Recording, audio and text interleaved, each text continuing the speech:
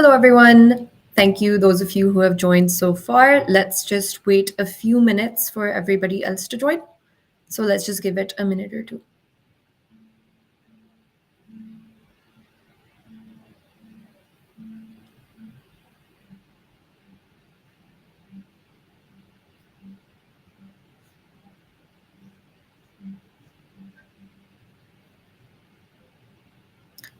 Okay, cool. I see that people are joining. So with that, let's start. Hello, thank you for joining and welcome to the Product People event. Before starting, please remember that you can watch this stream on YouTube, LinkedIn, Facebook, or Twitch. So wherever you choose to tune in, whatever you prefer. This talk will also be recorded. So if you want to share it afterwards with your fellow PMs, feel free to do so. We'll also have a Slido running to gather your insights as well as questions that you may have after this talk. It'll show on screen a couple of times, so don't worry if you don't catch it right now. Today's session is going to be super useful for all PMs and inspiring product managers as well. With us today is Philipp Offermann. He is the head of product for data products at Zalando, and he will talk about how to think about product analytics. Before handing this over to Philipp, let me introduce myself briefly as well as talk briefly about product people. Right. So I'm Amna Jan Khatak. I have experience in product management and product operations, a little over 3 years. I also have some experience in supply chain management, and I joined Product People as an associate product manager. I also want to tell you a little bit about Product People, especially for those of you who are new here. Our mission is to help companies discover and deliver great products faster. We empower our product management community to share knowledge generously while managing the hands-on work of a product manager, owner, product ops person, or product leader on a fractional basis. We try to onboard super fast, align teams, and deliver outcomes thanks to our in-house team. We also curate free events like these ones for the biggest PM communities, one of the biggest PM communities in Europe. And we have over 60,000 members in this community that you are now thankfully a part of. So before we get started, I think that we could do a quick icebreaker. We have a question for you, and we'd love to know what you have to say on the topic. You can open slido.com and enter this number that you see on screen, or you could also scan the QR codes. For those of you watching on other platforms, you could also share your answers over there. The question is, when you hear the term product analytics, what's the first thing that comes to mind? A, data dashboards that nobody looks at. B, user behavior, figuring out what people really do in the product. C, KPIs and metrics that help us justify decisions. And D, something I should be using more often but don't. Personally, for me, I think that the answer is B, but I'd love to hear what all of you have to say. So let's just give you guys a minute or so to answer.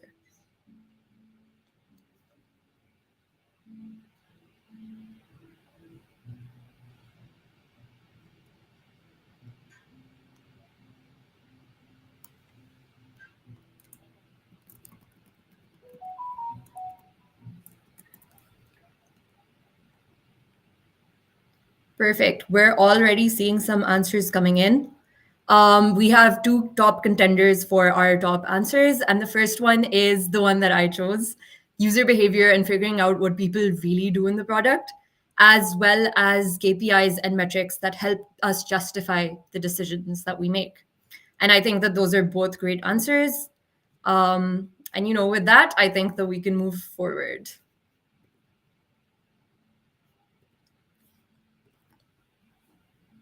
Right. So Philipp Offermann is, as I mentioned before, the head of data products at Zalando, and he will be talking to us today about how to think about product analytics. So without further ado, over to Philipp. Thank you, Amna, and thanks for having me here. Yeah, my name is Philipp. I'm working actually currently as Senior Principal Product Manager, which is equivalent to Head of Product at Zalando. And I'm working currently for the last years with our product analytics products. and where I am working on getting data products out in Zalando to help everyone in Zalando understand customer behavior. And through that, I learned a lot about product analytics and what we as product managers should consider on product analytics. And I would like to share a bit what I learned here, and also some examples of what we are currently trying to do at Zalando. So, how to think about product analytics? I mean, the survey showed that probably most of you already are aware roughly of what product analytics is. But just to reiterate and get the framing right, what is it we're talking about?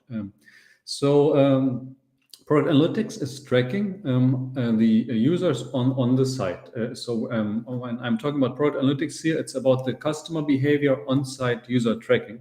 And it kind of allows us to see what the users are doing without us having to observe them for real. We can just look at the data and see what the users saw, what they clicked, what they interacted with.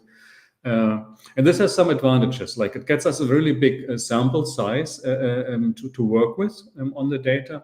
On the other hand, also has some downsides. So we cannot know, for example, why customers behaved in a certain way. We cannot ask questions and observe more perhaps on the thinking process behind it. We really see the pure data on views and clicks that are happening.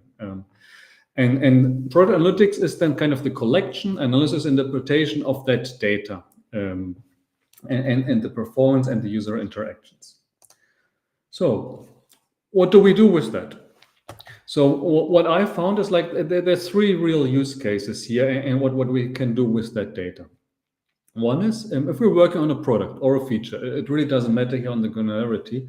If we're working on something, first of all, with that, we can kind of track if it works as intended. We might have a certain expectation on where users click, how the click-through is, and we can see, is that actually happening? Does the feature work? Doesn't it work? Second point, usually we also then measure what happens next. Like for Zalando, I think it's relatively clear. One of the main ambitions is we want to sell fashion in the end. So one thing we're often looking at is like sales, and we are looking at for a good number of features, how can we increase sales, and we can also then see within the user behavior if later on an add to wish list, add to cart, a sale happened, and can then try to gauge is that somehow influenced by a feature that we are trying to observe here and to improve. So so far so clear. And the third point, I think, at least in my experience, is most often overlooked. So we can also use that to understand then how a feature product can be improved, and we'll go into a bit more details later on. But we can look within the product. What are the customers, users doing, and what aren't they doing, and try to understand if we can learn something from that, where we should work on to improve the usage and to drive more business value. So. Let's look at how that looks then in practice. So first of all, to be able to do that, kind of need to set up our metrics. Otherwise, we don't know what we measure. We just have a bunch of events with views and clicks, but what's the important part of it? And I think another thing that I found often lacking is the setup of a clear target metrics and breakdown of these, where we want to go. So, and optimally, I'm showing you kind of what it should optimally look like. We're looking at kind of KPI driver trees, for example. So, and that kind of roughly breaks down, okay, where does the company want to go? Where does perhaps the department want to go? And then within that, where does the product want to go? And then from that, we can then see for a specific feature, how would that then support the product goals, which hopefully support the department goals, which hopefully support the company goals. So what's the North Star metric, primary metrics, and then in the end, product metrics. And even within that product, then we can look at like the input metric, perhaps how many users are actually even entering a specific flow, the output, how many then actually get out, and then how much does that actually generate, like input, output, lagging metrics. And we can also observe guardrail metrics. We might have a certain change that, I don't know, we want to generate more sales, but to not lower basket size too much, just as one example. So there might also be guardrail metrics that we want to control for. And that's then what we need to be clear on to know what to measure in the first place. And then usually the metrics can then be extracted from the tracking data. So how does that look like in practice? I have a screenshot here of one of our dashboards. This is like for our loyalty missions. Perhaps you know that Zalando introduced a loyalty program. So we have loyalty missions. So of course we are tracking that and how these missions are performing. And we see here there's two ways how to use the metrics now. One is that we can just observe the metrics and the development over time. And that gets us a good understanding on where it's going. Perhaps we have a certain target, a certain click-through rate that we want to drive. In this case, we have like loyalty missions. We can see how many were seen, then how many were selected, and how many were then selected and completed. And we can observe if that these metrics move in a certain direction and can set targets and guardrails where we might want to dive deeper if something doesn't quite work as expected. That's the first way to use it. But of course, here there's lots of noise in the data also. There could be any amount of things that happen outside of loyalty specifically that also influence these numbers. So it's really hard to take any definite conclusion from. So the second way to use the metrics is then running A/B tests or also other causal inference methods. But usually my impression is it's quite hard to do. So at least at Zalando, we mostly run with A/B tests in these cases. So that we can isolate a specific change and the effect of that change on the metrics that we're measuring. So if we're changing something in how we show loyalty missions, are we sure that increases the share of these missions that are seen to being selected? And we do that with A/B tests. So that's one way to use the metrics. Just a little excursion in between, because like at least in Zalando, sometimes a bit of a confusion who should be doing what, because we do have analysts in Zalando also, and we do have data scientists, and both of course work with us product managers, but who is doing what? And just a quick view there. I think we have the task of doing reporting and analytics. That's basically observing and measuring these effects, kind of creating the metrics and measuring the metrics, and that gets us answers like how many users did we have last week. And then in the next step, we have then statistics coming in. If we run an A/B tests, then we need to know what's like the probabilities here. Are we sure that the A/B test showed a positive result? And that can also usually be done by an analyst. But here we also are in the area where the data scientist can also actually step in and help with that. And then on the right-hand side, we have the actual machine learning task where it's about training algorithms to use the data and make forecasts, support decisions. For example, what's the likelihood of that the customer will churn over the next 12 months? That's clearly data scientist area. But you see in the middle, there's a bit of an overlap on the statistical questions between analyst and data scientist, where you need to be clear who you're asking to do what and what's your setup really. But just to disentangle it a bit, I think that's how I would look at it. And then it's also clear where there needs to be a discussion who should be doing what. Now, we looked at measuring if a feature is used. We also quickly discussed how to link it then to downstream events that show the business value, like sales, like add to wish list, add to cart. But now perhaps the third question, how to actually improve the product or feature. And that's, as I said, something that I see often overlooked here. And I would see that we should put more effort in here. And what do we need to do? First of all, when we design a new feature or product, there's a certain usage expectations that we put in. And I often see that kind of being implicit or in textual description of the user experience. But basically, there's a certain expectation of a certain persona doing in a certain situation, doing a certain thing. And what we would need to do then is to measure the actual behavior in the implemented feature against that expectation on what we thought which persona should in which situation walk through which steps within a certain flow. And what we need to do there is establish these hypotheses. Right, if I expect that on every Sunday, people close to fashion look at the transporter on Zalando and check for the newest fashion from around Europe, then I can kind of write that down as an hypothesis that on Sunday my personas are having a higher share on views on certain fashion items. And then I can actually look in the data if I see that happening or if I don't see that happening.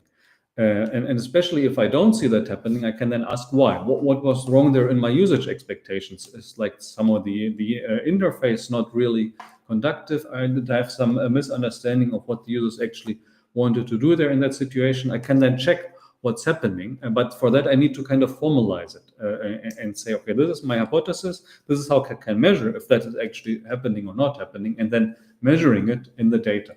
And of course, we should also then not only look at the successful paths, which I expect that should work, like perhaps looking at the fashion in a certain city, clicking through to the fashion items and looking at them, but also failure scenario, perhaps directly dropping out to a different page or leaving the site or dropping out of a checkout funnel.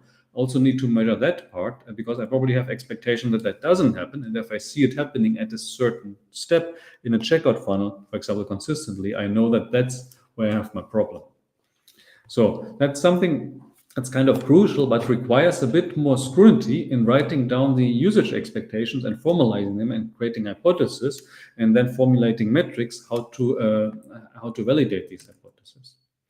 How could that look like in practice? I'm just coming back to this loyalty missions dashboard. Yeah. So let's say I have a certain expectation on the share of users who from selecting a mission then actually complete it. I say, for example, when I design that loyalty experience that should be 50%. And then I see here only, let's say, 20% showing up. Then I know that that's not my expectation, and I might want to look into that. Also, on these dashboards, we were often able to drill down by certain segments, and I'll come into segmentation in a second.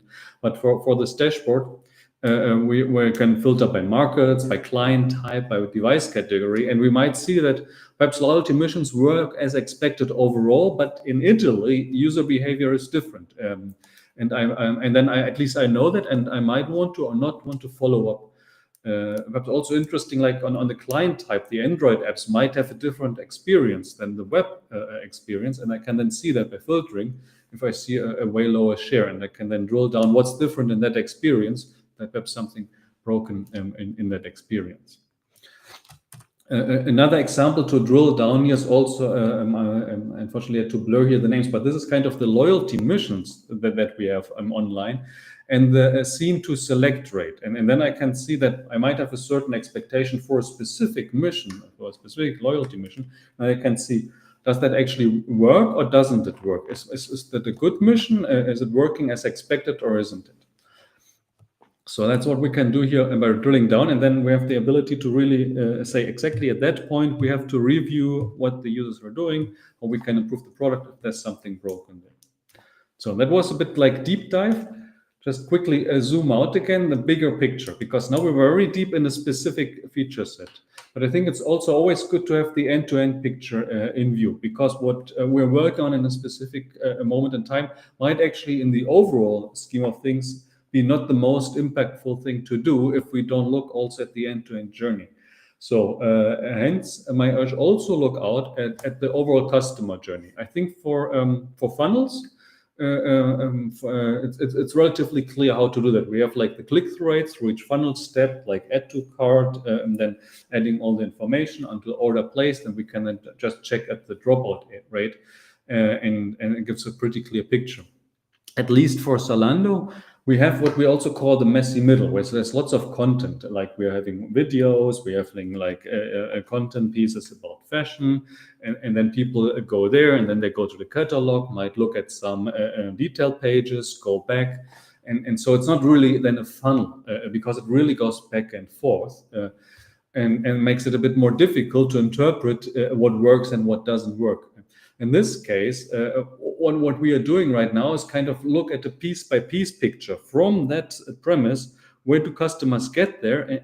How do customers get there? And where do they go next? And what are kind of the transition rates from a specific premise to the next premise? And we can then do that for each individual premise that we have, like for the content, for catalog, for the detailed pages, and understand or look at the engagement and the dropout rates and understand where we could make the biggest impact by improving the experience.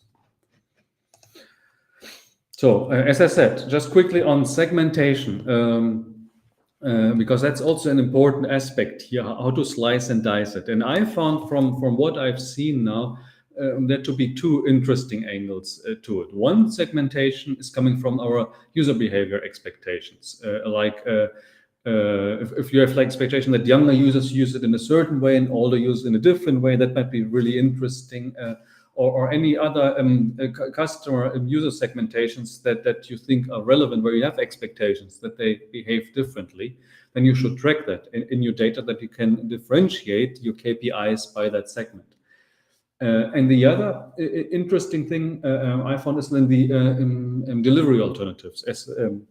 As you probably know, for Zalando, we have web, we have Android, we have iOS, and these are kind of different implementations. So they might actually behave a bit differently experience-wise. And that's kind of then decisive to know if something works or doesn't work, or how it compares to the other experiences. Overall, the segment needs to be actionable, right? So if I'm tracking operating system, at least as far as I know, we don't implement anything specific for operating systems in our experiences. It's not relevant for the user experience. So it's not really important to track in the data. Perhaps for debugging it is, but not for product analytics. We really need to track only what's actionable for us. So that's kind of the delivery channel. It's for Zalando, it's the market, because we have different markets with different user behaviors, so that's important. And it's all the your behavior expectations. If there's different persona target groups and you expect different behaviors from them, to track that. And that's what I would focus on. And especially if you have a segment, a user group which you target in the feature planning, in the pure FAQ, in the business requirement document, you should make sure that you're also able to track that then in the data and have that actionable and as a filterable dimension in the tracking data, so that you can later on look if that actually holds true in your expectations. So last part, nearing the end, but just quickly, because as I'm working a lot with data products, as I said, currently with the analytics data products. Before I worked on the pricing platform in Zalando, doing the discounting systems, which is also very data heavy. And perhaps just some comments here, because all of this is very data heavy, and there's lots of data product management also involved in getting this data accessible and usable for everyone within Zalando.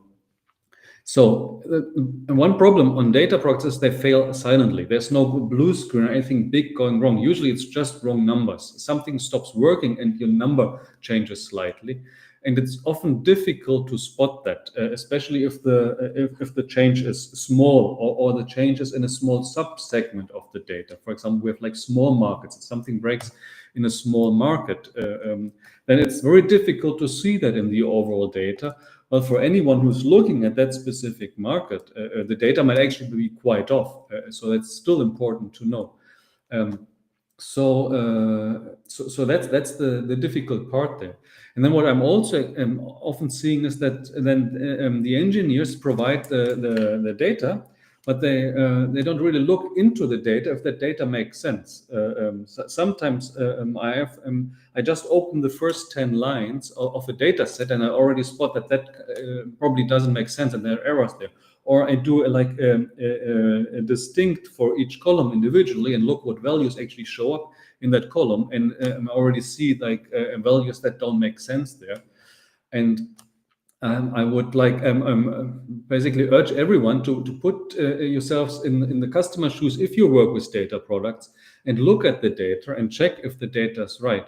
And also work with your data engineers to actually apply the best practices from software engineering also to data products, implement quality tests, automated quality tests, and check have automated tests for expectation of the data, because otherwise you might just draw the wrong conclusion from the data. So it's an important point to watch out for.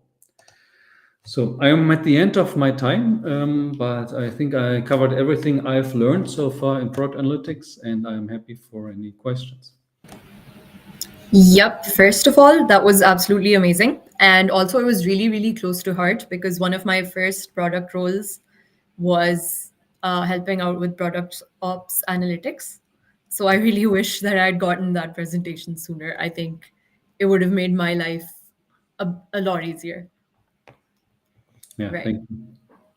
Yep. So, in the meanwhile, I think we can also go over a few of the comments that we've been receiving, and then we'll talk a little bit about where all of our viewers can share their questions.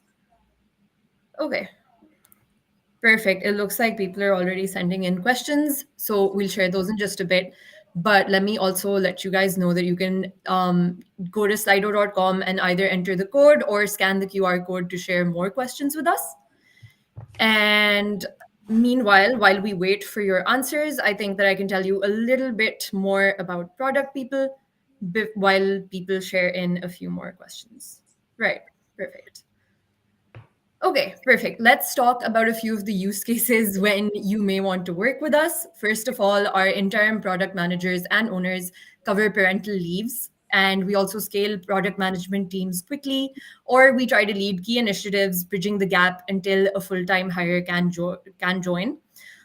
We also cover parental leaves again for 3 to 12 months, as well as unstaffed permanent positions. And with us, you can get temporary help to drive product discovery or delivery or meet your deadlines and really achieve big, big impact in a short time. We can also help coach product management teams to reach their full potential. And we can also make your processes grow from 0 to 1, including product ops and program management. Right. Though I'm sure most of you do know, I think we can briefly also show you a few of our B2C clients, which include eBay and Eventim, as well as a few of our B2B clients, including companies like the World Health Organization, Ometria, Sastrify, and Elucidate. It's also worth noting that we have supported over 300 cross-functional teams and 70 clients from Series A startups to publicly listed companies. We have 42 product leaders and product managers in-house to deliver high-quality services to our clients. And also something that I take great, great pride in, we have 62% women in our team with 66% in leadership roles. With that short intro, I am seeing that we've gotten a few questions in, so let me just share these over, and then you can maybe take the time to answer. Right. So our first question is, what is something that every PM should know about product analytics? If someone's just getting started as a PM, what's one concept or mindset shift that you'd recommend they focus on first? I mean, it depends on where you are as a product manager and at the company. I think like one thing to look at first is to keep tracking and behavior tracking also on mind when designing and implementing a new feature. Because what I'm seeing happening, at least in Zalando, is that it's always an afterthought and then coming too late. And then we don't have enough time to implement a good tracking of that. So do basically put it on your list of to-do things for anything that you implement to also track usage behavior so that you actually start generating that data would be perhaps the most impactful thing if you have not already done that so far.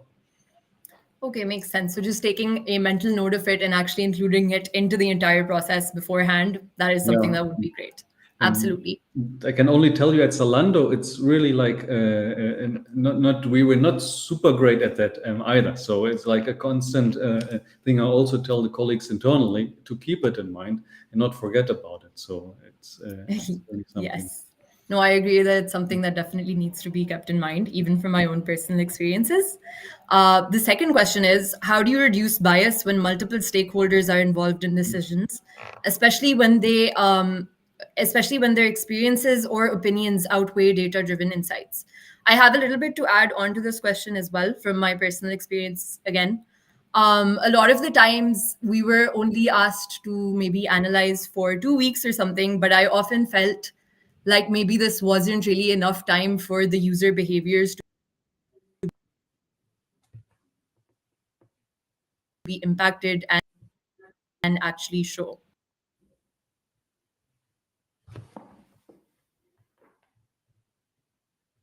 So if you get that question, also keeping in mind that it might be different. Okay, dropping out a bit, but I'll try to answer. So I think first of all, I think on our product management task is to make sure that we have data available to influence the decision. And I think that's the first step, basically, like get the data in and make that data available, because otherwise you can't even have that discussion. So that would be the first step here. And if the feeling that you don't have enough data, I think that's where the analysts also come in to judge how much data is needed, what is like reliable data. So also work with your analysts to see what you actually need in order to have like reliable and robust information available. And then all I would see here is that you need to present the case to the stakeholders and write down the story, write down the supporting data, and perhaps also try to get into their shoes on what their take on the situation is, or how the experience, the prior experience influences it. And I would guess in the end, the right conclusion comes from a mix between the experiences and the data. And we just have to make sure that the data is also in place there and it's taken into account, and then a decision is taken with all of that in place. Of course, if your stakeholders ignore the data, then it's probably like a tough situation. But I think expectation-wise, I would just say, get the data in, write the narrative down, make sure that everyone hears it or reads it, and hopefully then a better decision emerges, which takes all the different angles into account. Also, data, of course, isn't the only angle to look at things, right? We looked at very quantitative data. Here, there's also qualitative data side to it. User interviews you should probably conduct. There's also industry experience and overall strategy on how the whole industry is moving, which you need to take into account into any product decision. And so to make the right decision, you need to have all of these different pieces of information available, and then see what to make of it and make a recommendation. Perfect. So they go hand in hand. But Yeah. I think also stressing on what you said, the data that you collect can really supplement the experience that you have and really help to make it very clear why or how something is happening or what behaviors are being followed.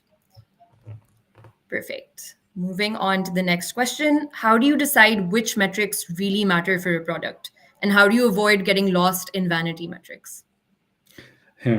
Yeah, that's an interesting one. I don't know about vanity metrics, but the problem I'm observing more is that kind of the metrics, like everyone like makes up their own metric, kind of like there's no Yeah. unified set of things that are driven, and then one product manager drives perhaps a bit in that direction and the other in that direction. Perhaps overall it's not a completely separate direction, but it's not also not exactly the same direction, and that's what I'm more seeing as the problem.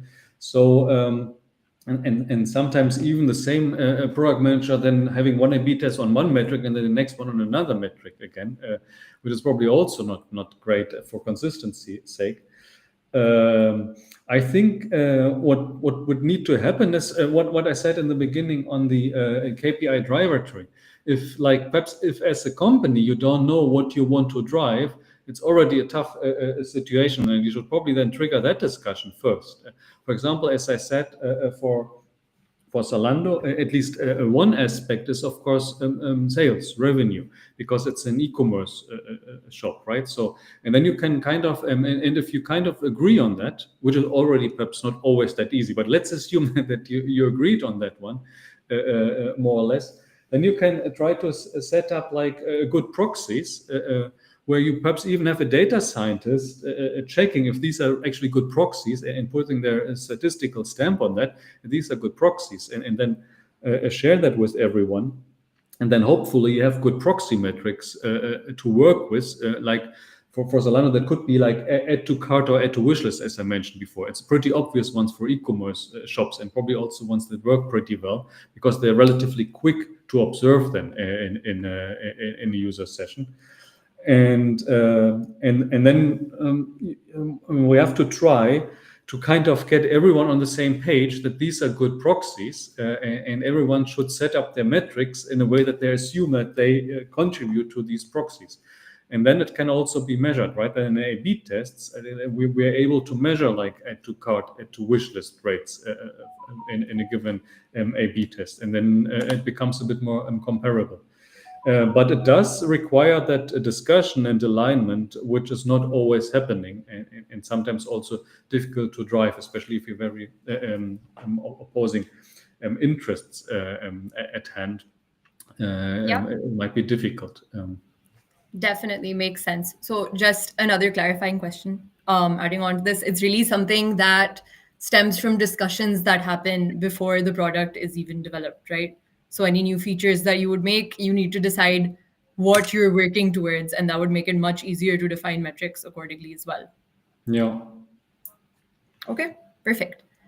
Another really, really, really interesting question, actually.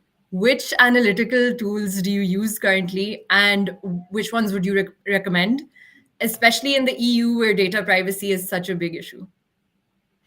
Perhaps like I don't want to go into too much details there. I think what I can say that in general, Zalando partners a lot with AWS and with Databricks tools. So that's like kind of a big starting points there. And also we have a big partnership with Google.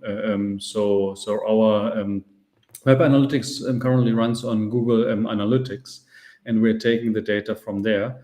However, there on the analytics side, admittedly on the Google setup, we have a bit of a custom setup to actually comply to the requirements, which you probably don't get out of the box, I would assume.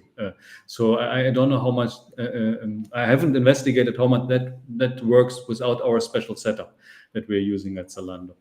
Otherwise, in that sense, we are now trying to keep most of the data that we are processing there in-house, kind of within our own environments within the EU. We also have a policy, for example, that all personal identifiable data should be pseudonymized, so that in case anything would happen to the data, we still would not leak personal information accidentally. It's kind of like just a preventive safety measure there, but it's also policy just to increase the confidence that we are protecting our customers' data in a good way, and that's why we're trying to handle it, to get to do like as much as we can on our own systems and pseudonymize the data, especially before it leaves our systems for sure, so that we don't hand off any customer identifiable data. Makes sense. Yep, perfect. Let's move to the last question. The last question is, looking ahead, what trends or tools in product analytics are you most excited about? Or do you think will change the way we work in the next couple of years? Yeah, I mean, I haven't actually I haven't shown it here, but what we have started implementing now and what I'm seeing popping up everywhere is like the AI chatbots for analytics. And for us, we started that a year ago already to use that in practice. And actually, this chart here, you can't see it, but it's actually from an AI bot. I just asked an AI bot the question, please give me the loyalty missions by scene to select rate in a descending order, and it gives me back the data, it gives me back the chart, and it gives me back a textual description, and I can ask follow-up questions. Please give me the data only for Germany.